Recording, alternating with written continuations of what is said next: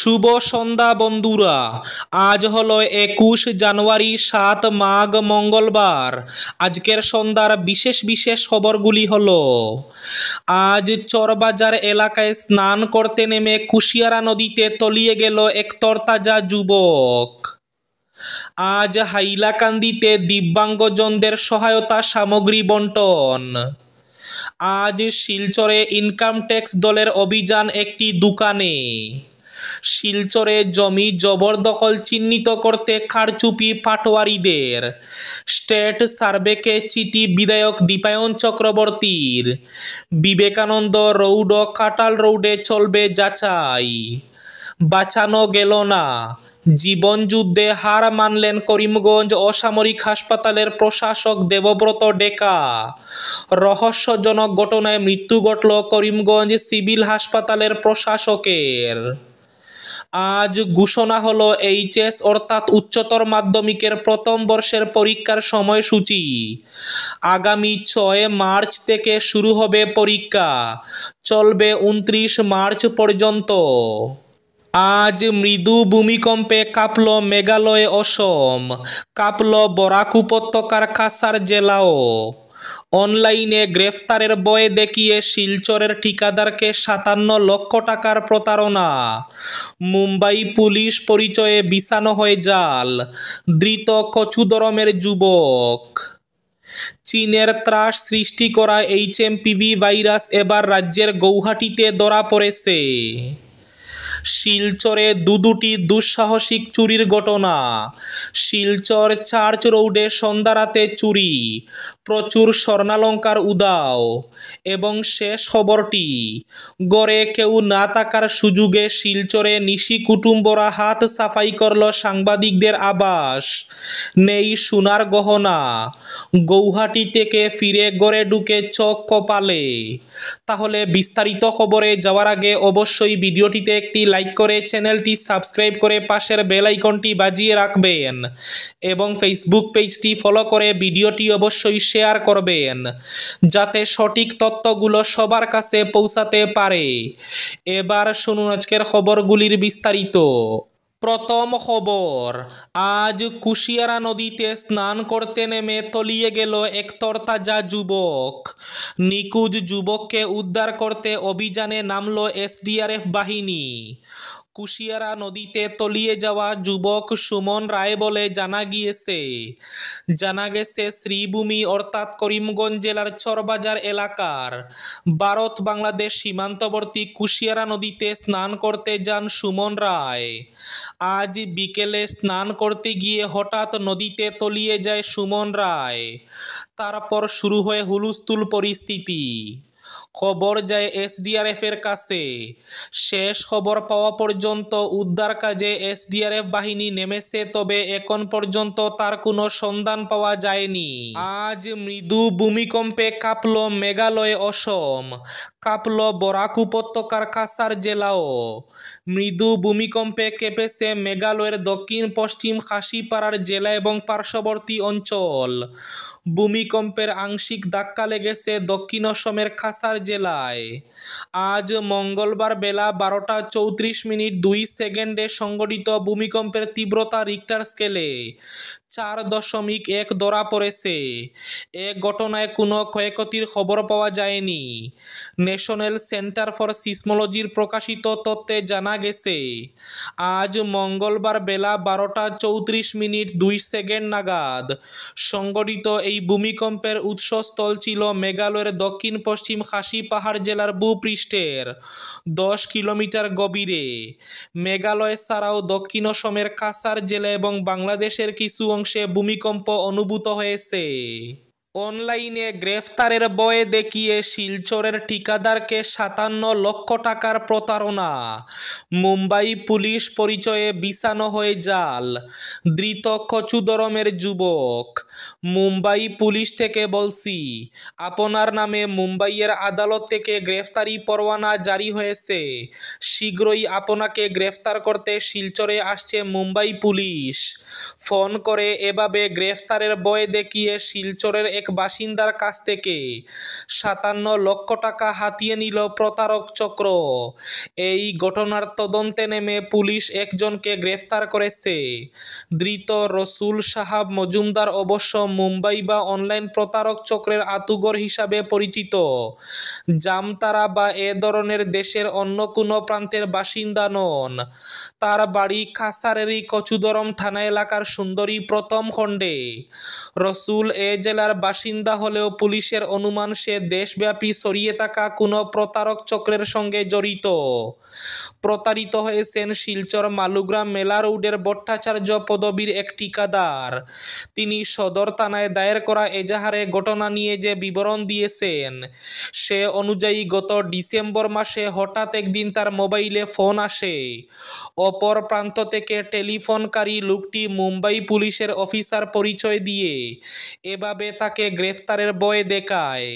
ভয় দেখিয়ে বলা হয় মুম্বাইয়ে এক বড় ধরনের পথ দুর্ঘটনা ঘটেছে। সেই ঘটনায় কয়েকজনের মৃত্যু ঘটেছে।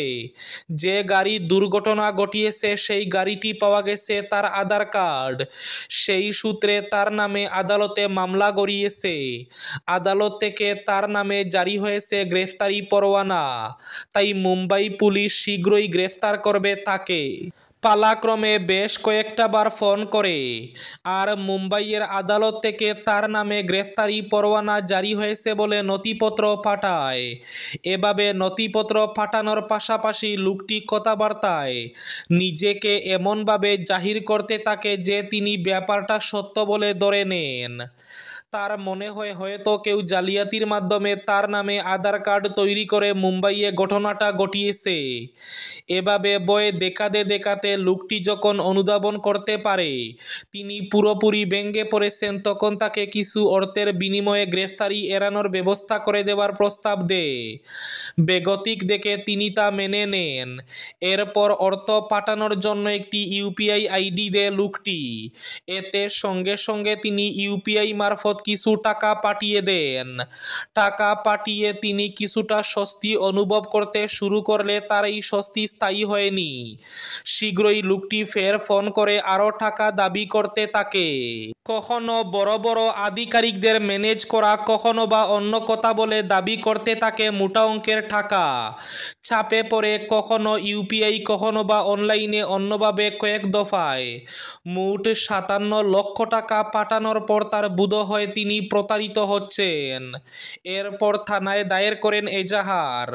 তদন্তে নেমে পুলিশ কিছুদিন ধরে সব কিছু যাচাই করে দেখার পর এবার গ্রেফতার করেছে রসুল সাহাব মজুমদারকে। পুলিশের এক সূত্র জানান যে ইউপিআই আইডিতে ওই ঠিকাদার অর্থ পাঠিয়েছেন এর সঙ্গে সংযোগ রয়েছে রসুলের, তাই তাকে গ্রেফতার করা হয়। শিলচরে একটি দোকানে ইনকাম ট্যাক্স দল অভিযান চালালো। আজ মঙ্গলবার চামড়া গুদামে লক্ষ্মী ট্রেডিং কোম্পানির দোকানে ইনকাম ট্যাক্স দল হানা দেয়। আজ দুপুরে গৌহাটি থেকে ইনকাম ট্যাক্সের টিম ও শিলচরের ইনকাম ট্যাক্সের অফিসার ও কর্মীরা লক্ষ্মী ট্রেডিং কোম্পানি নামের গুটকা, পান মশলা, ধূপকাঠির দোকানে এই গুদামে হানা দেন।